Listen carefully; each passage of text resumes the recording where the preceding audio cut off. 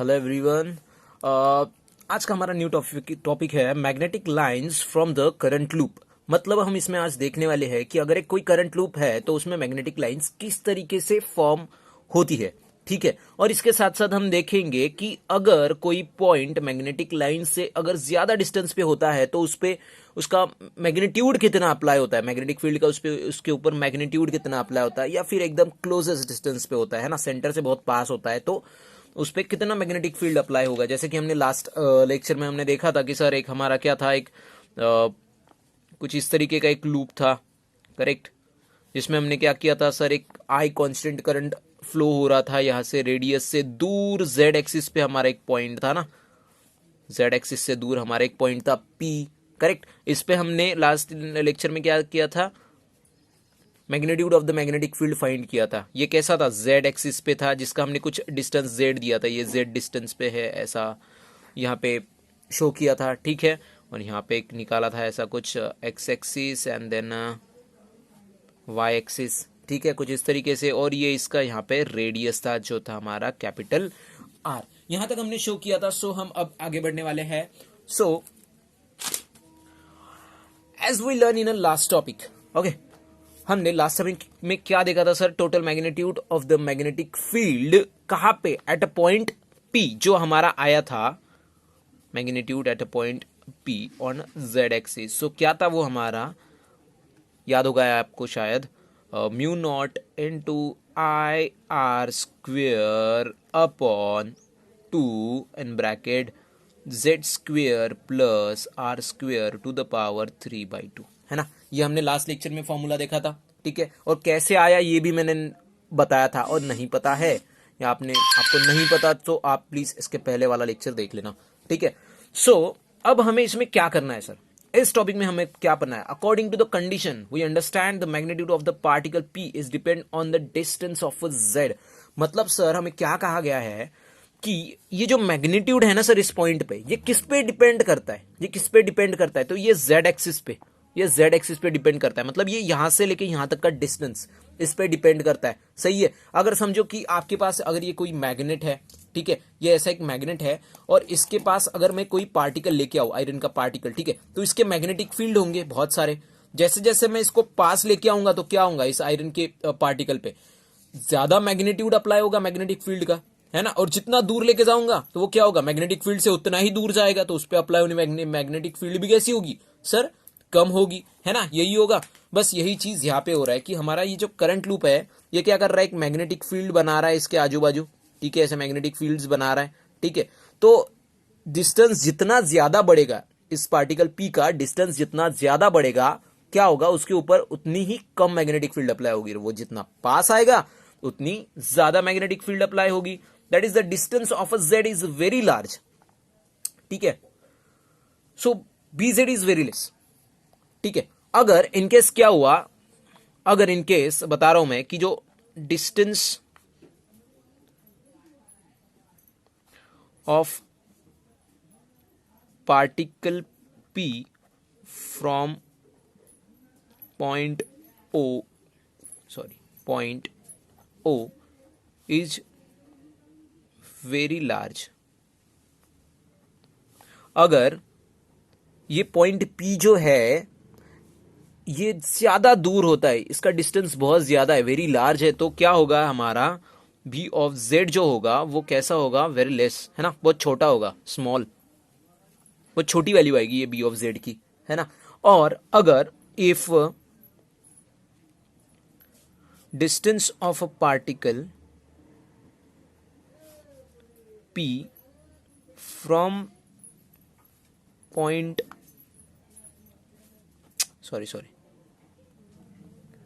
From point O is very small, so यहां पे क्या होगा, अगर ये बी बहुत पास आ गया, इसका डिस्टेंस बहुत कम कर दिया हमने, तो क्या होगा, ये उतनी ही ज्यादा मैग्नेटिक फील्ड के अंदर आएगा ना। ये देखो यहां पे ऐसा कुछ मैग्नेटिक फील्ड क्रिएट होता है ना इसका, ये करंट क्या करे, ये एक लूप क्या करेगा, यहाँ पे एक मैग्नेटिक फील्ड बनाएगा कुछ इस तरीके से।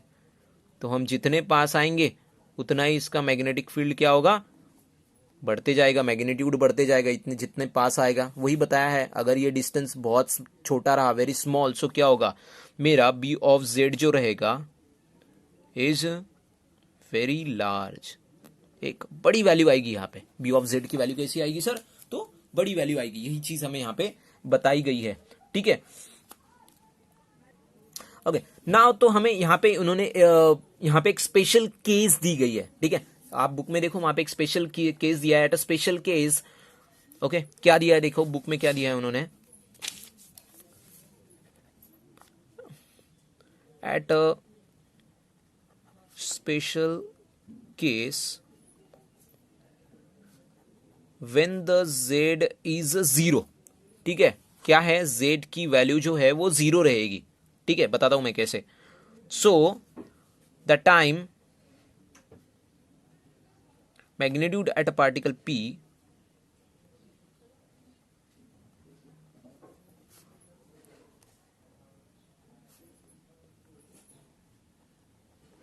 इस जगह पे इस पार्टिकल P के ऊपर जो मैग्नेटिक फील्ड का मैग्नीट्यूड होगा वो कितने अप्लाई होगा। मतलब ये क्या बोला है, ये Z का डिस्टेंस जो है ना वो बहुत कम हो जाएगा। मतलब हमारा पार्टिकल इस टाइम पे कैसा है, तो यहाँ पे सेंटर पे है, यहाँ पे सेंटर पे है। मतलब Z का कुछ डिस्टेंस है क्या, नहीं, Z कैसा है, 0 है, ठीक है। तो अगर Z 0 रहा तो यहाँ पे मैग्नीट्यूड क्या हो जाएगा, बी ऑफ जेड मुझे क्या मिलेगा, जेड तो सीधा सीधा 0 हो गया सर, ठीक है। तो क्या होगा, फॉर्मूला क्या है हमारा, mu naught I R square upon 2, Z क्या हो गया, 0 हो गया, प्लस आर स्क्वेयर 3/2, ठीक है। जेड की वैल्यू सीधी सीधी क्या हो गई यहाँ पे सर, 0 हो गई है। अगर जेड की वैल्यू 0 हो जाती है मतलब क्या है कि जो मेरा पार्टिकल है ना वो एकदम से यहाँ पे आ गया, पूरे करंट लूप के बीच में आ गया, ठीक है। इस करंट का जो लूप है हमारा, ये जो वायर का लूप बनाया है यहाँ पे, इसके बीच में आ गया है सर, एकदम सेंटर ये ओ वाले पॉइंट पे आ गया। तो इसके ऊपर मैग्नेटिक फील्ड कितना अप्लाई होगा, सीधी सी बात है सर, जेड की वैल्यू यहाँ पे क्या कर देनी पड़ेगी, हमें 0 करना पड़ेगा। और अगर मैं जेड की वैल्यू यहाँ पे 0 करता हूं तो मेरा इक्वेशन कैसे बनेगा, mu not I R square upon 2 into R square into 3/2, correct. So ये 2 गेट कैंसिल, तो यहाँ पे क्या बन जाएगा, mu not I R square upon 2r³, correct. तो ये आर स्क्वेयर और r³ के साथ गया तो मेरा यहाँ पे क्या बचा, mu not I upon 2r, correct. तो मेरी b0 की वैल्यू क्या मिल जाती है, अगर इसमें क्या बताया, अगर मेरा ये p पॉइंट जो है, ये z का जो डिस्टेंस दिया है ये टोटल 0 हो जाए और ये मेरा p पॉइंट क्या हो जाए, यहाँ पे आ जाए, ये पार्टिकल यहाँ पे आ गया है, तो इसके ऊपर, इस पार्टिकल के ऊपर magnitude of the magnetic field क्या रहेगा, पूरा मैग्नेटिक फील्ड क्या रहेगा, उसका मैग्नीट्यूड कितना रहेगा, तो ये रहेगा म्यू नॉट इंटू आई, मतलब यहाँ पे बहने वाला टोटल करंट जो कैसा है, कांस्टेंट है, ठीक है, total current, correct, and upon twice of R, ये रेडियस का, रेडियस मल्टीप्लाई बाई 2, ठीक है। आई होप आपको यहाँ तक समझ में आ गया हो। बट सर एक चीज है ना, एक चीज है क्या, तो यहाँ पे तो हमने एक ही लूप लिया है ना, एक ही करंट, मतलब वायर का कैसा है, एक ही कॉइल है, एक ही कॉइल है ना वायर का, ऐसा नंबर ऑफ टर्न्स नहीं है। बट इन केस अगर नंबर ऑफ टर्न आए तो, है ना, हो सकता है ना कि अगर यहाँ पे तो एक ही दिया है, बट अगर रियल लाइफ में देखो तो आप जैसे बहुत सारे एग्जांपल्स है वाइंडिंग्स के वगैरह, तो जिसमें क्या होता है, एन नंबर ऑफ टर्न्स होते हैं, है ना, एन नंबर ऑफ टर्न होते हैं। सो यहाँ पे एक कंडीशन आ सकती है कि but this equation is for only one coil, ठीक है। ये जो इक्वेशन है ये कैसा है, ओनली वन कॉइल के लिए है ना, सिर्फ एक ही कॉइल के लिए, ठीक है। सो इफ सपोज अगर एन नंबर ऑफ कॉइन्स आए तो एन नंबर ऑफ कॉइल के लिए मेरा इक्वेशन क्या बनेगा, सिंपल सी बात है सर, जो बी है उसको क्या करना पड़ेगा, एन से मल्टीप्लाई करना पड़ेगा, जितने नंबर ऑफ कॉइन्स है। तो मेरा इक्वेशन क्या बनेगा, mu naught into N into I upon twice of R, ये मेरा इक्वेशन बन जाता है। किसके लिए, तो अगर सर, अगर क्या है कि ये जो मेरे नंबर ऑफ टर्न्स है वो एक ना होते हुए एन नंबर ऑफ टर्न्स हो, 100 हो सकते हैं, 1000 हो सकते हैं, 2000 हो सकते हैं, 3000 हो सकते हैं, जो भी है, आपको क्या करना पड़ेगा, यहाँ पे नंबर ऑफ टर्न्स डालने पड़ेंगे, फिर इन कॉइल में से बहने वाला करंट, टोटल करंट की वैल्यू क्या है, देन द रेडियस, ठीक है, और बाकी तो आपको पता ही है। अगर mu naught, sir mu naught की वैल्यू कैसे लेंगे? अरे हमको पहले से ही पता है ना कि हमने क्या देखा था इसके पहले के इक्वेशन में कि सर म्यू नॉट अपॉन 4 पाई की वैल्यू क्या होती है 10⁻⁻⁷ ठीक है। तो मुझे म्यू नॉट की वैल्यू चाहिए तो क्या हो जाएगा, mu naught is equal to 4 pi into 10⁻⁻⁷। तो इसलिए यहाँ पे अगर नीचे पाई नहीं है, ठीक है, या 2 पाई नहीं है, तो हमें क्या करना होगा, डायरेक्टली म्यू नॉट की वैल्यू इस तरीके से हम यहाँ पे ले सकते हैं, ठीक है। अब सर ये एक केस हो गई, ठीक है। ये कौन सी केस थी हमारी, if z is equal to 0, ये केस थी, ठीक है, if z is equal to 0। But next case में क्या कहा गया है सर, नेक्स्ट केस क्या कहती है वो देखते हैं हम लोग, ठीक है। अभी नेक्स्ट केस में क्या कहा गया है, नेक्स्ट केस में कहते हैं इफ z क्या है, if z is very very greater than r, if z is very very greater than r, जैसे कि ये अगर अपना z डिस्टेंस है, ये पॉइंट का p जो डिस्टेंस है ये z दिया है ना, ठीक है, ये कैसा है, इस r से बहुत ज्यादा बड़ा है, इस r से कैसा है, बहुत ज्यादा बड़ा है, तो सर क्या होगा, ठीक है। तो सर क्या होगा, मतलब अगर समझ लो कि अभी मैं बहुत ज्यादा बड़ा तो यहाँ पे नहीं निकाल पाऊंगा, तो आई होप आपको अंडरस्टैंड हो जाएगा, समझ जाएगा। देखो अगर ये मेरा एक लूप है, ठीक है, अब मुझे z एक्सिस बड़ा निकालना है ना, इसलिए मैंने छोटा सा लूप निकाला है। अगर ये एक छोटा सा लूप है, यहाँ पे कुछ तो भी रेडियस r है, और मुझे z कैसा करना है, very very greater than r, very very greater, मतलब ये मुझे बहुत लंबा खींचना होगा, ठीक है, बहुत लंबा, ये इससे भी ऊपर चला जाएगा, इतना बड़ा, जिसमें क्या हो जाएगा, जो z है इसकी वैल्यू इतनी बड़ी हो जाएगी कि जिसके लिए मुझे क्या करना होता है ना, ये r की वैल्यू को निग्लेक्ट कर लेना होता है इक्वेशंस में, ठीक है, इसके इक्वेशन में। कब, जब हमें कंडीशन दी है कि z is very very greater than r, अगर ऐसा कुछ दिया है तो, ठीक है, अदरवाइज नहीं करना। सो इक्वेशन पहले मैं लिख लेता हूं, इक्वेशन क्या है हमारा, normal equation b of z is equal to mu not I R square upon 2z² plus r² to the power 3/2, ठीक है, ये नॉर्मल इक्वेशन है। अब हम यहां पे क्या करने वाले हैं, अप्लाई केस कि सर अगर if z is very very greater than r, ठीक है, अगर सर क्या हुआ, z की वैल्यू बहुत ज्यादा हो जाए r से, तो मेरा इक्वेशन क्या बनेगा, ठीक है, तो मेरा इक्वेशन क्या बनता है, तो देखो क्या बनेगा, म्यू नॉट इंटू आई R square upon 2 into z² 3/2। Sir r की वैल्यू कहाँ गई, है ना, r की वैल्यू कहाँ गई, देखो बुक में दिया गया है, अगर क्या होता है, अगर z की वैल्यू बहुत ज्यादा है r से, तो हमें r की वैल्यू को निगलेक्ट करना होता है यहाँ पे, ठीक है, उसको डिटरमाइन नहीं करना होता है, उसको निगलेक्ट कर देना है, यहाँ पे r की वैल्यू नहीं लेने है इस केस में, ठीक है। सो मेरा इक्वेशन क्या बन जाता है सर, यहाँ पे देखिए mu naught I R square upon twice of z² 3/2, ठीक है, यहां तक हो गया। तो वही हमने लास्ट जो किया था, ये z² ये स्क्वेयर कैंसिल हो जाएगा, तो यहाँ पे बचता है mu not I R square upon 2z³ यहां तक बचा, ठीक है, यहां तक आ गया इक्वेशन। अब सर अब एक चीज है, हम यहाँ पे और एक चीज फाइंड कर सकते हैं कि सर हमारा सर इक्वेशन क्या बन जाता है यहाँ पे कि mu not I into r² twice of z³। But sir एक चीज हमें पता है ना कि जो हमारा वायर है वो कैसा है, सर्क्यूलर है, ठीक है। सो इसका एरिया क्या बन जाता है, इसका area is equal to πr², है ना, ये देखो r की वैल्यू यहाँ से हमें मिलती है, करेक्ट। तो यहाँ पे हमारा r की वैल्यू को मैं क्या रिप्लेस कर सकता हूँ, r² is equal to a upon pi, ये लिख सकता हूँ मैं यहाँ पे a upon pi. So b of z यहाँ पे क्या बन जाता है, म्यू नॉट आई a, देखो आई a लिखा अपॉन पाई जो है वो नीचे चला गया, 2 पाई इंटू z³, ये मेरा मिल जाता है फॉर्मूला। बट कब, अगर मेरी z की जो वैल्यू है वो वेरी वेरी ग्रेटर देन है किससे, तो r से, z की वैल्यू बहुत ज्यादा बड़ी हो r से, तब हम ये फॉर्मूला अप्लाई कर सकते हैं, ठीक है। और फिर बाकी का तो पता ही है, n नंबर ऑफ टर्न्स कैसे ऐड करना है, ठीक है। तो चलो अब एक नया इक्वेशन देखते हैं, इसमें कुछ न्यूमेरिकल दिया गया है, वो देखते हैं क्या है।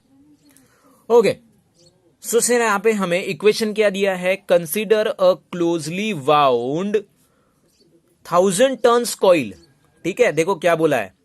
अब यहाँ पे हमें यही इक्वेशन है, तो यहाँ पे सीधा सीधा गिवन में उन्होंने क्या दिया है, n नंबर ऑफ टर्न्स दिए है सर, कितने, 1000 टर्न्स है, ठीक है, जिसको मैं ये लिख सकता हूँ ना 10⁻�3, ठीक है, 1000 टर्न्स दिया है, हैविंग रेडियस ऑफ 1 मीटर, ठीक है। अब इनका जो रेडियस है ये 1000 है ऐसे, ठीक है, इनका जो रेडियस है वो कितना है 1 मीटर है sir. r is equal to 1m, इसी को हम 100 सेंटीमीटर भी लिखते हैं, ठीक है, जरूरत नहीं है बट 1m ही रखो, ठीक है। If a current of 10 ampere passing through the coil, अब यहां से करंट क्या कौन सा कैरी हो रहा है सर, यहां से करंट कैरी हो रहा है कितना 10 एम्पियर का, ठीक है। सो आई की वैल्यू मेरी बन जाती है 10A, ठीक है, 10 एम्पियर बन जाती है। सो देखो क्या बोला है, what will be the magnitude of the magnetic field at the centre, देखो क्या बोला है एट द सेंटर, मतलब ये वाली कंडीशन अप्लाई होगी, पहली वाली एट द सेंटर, मतलब हमारा जो जेड डिस्टेंस है वो कुछ भी नहीं है, 0 हो गया है, ठीक है। तो ये पी पॉइंट कहां पे आ गया, यहां पे, ठीक है। तो ये फॉर्मूला अप्लाई होगा मेरा, ठीक है, ये फॉर्मूला, बट इन्होंने n नंबर ऑफ टर्न्स दिए तो मुझे ये करना पड़ेगा, ठीक है। तो चलो हम लिख लेते हैं, फॉर्मूला क्या है मेरा, B is equal to mu naught NI upon twice of R, ठीक है, ये मेरा फॉर्मूला है, ठीक है। सो अब देखो यहां पे म्यू नॉट ही दिया है, ठीक है, पाई नहीं दिया है, तो हम, आपको तो पता है mu naught upon 4 pi is equal to होता है 10⁻⁻⁷। सो म्यू नॉट मेरा हो जाएगा सर 4 पाई इंटू 10⁻⁻⁷, ठीक है। तो ये वैल्यू लगता है और बाकी के सभी वैल्यू रख देते हैं। म्यू नॉट की वैल्यू क्या हो गई 4 पाई इंटू 10⁻⁻⁷, एन की वैल्यू हो जाती है 10⁻³ एंड आई हो जाता है मेरा 10, ठीक है। देखो मैं जरा शॉर्ट में लिख रहा है यहाँ पे, ठीक है। 4 पाई इंटू 10⁻⁻⁷ किसकी, म्यू नॉट की वैल्यू, 10⁻³ किसकी, एन नंबर ऑफ टर्न, देखो एन की वैल्यू, एन आई कितना है मेरा, आई ये रहा 10 एम्पियर, लिखा 10 ampere upon twice of R, R क्या है मेरा 1 ही है ना। चलो इसको सॉल्व कर लो तो आपको मिल जाएगा यहाँ पे, जस्ट मिनट, इसको सॉल्व करने के बाद हमें मिल जाता है 2 पाई इंटू 10⁻⁻³ मिल जाता है, और हम यहाँ पे पाई की वैल्यू रख देंगे, हाँ 3.14 इंटू 10⁻⁻3, सो हमें यहाँ पे मिल जाता है 6.28 इंटू 10⁻⁻3।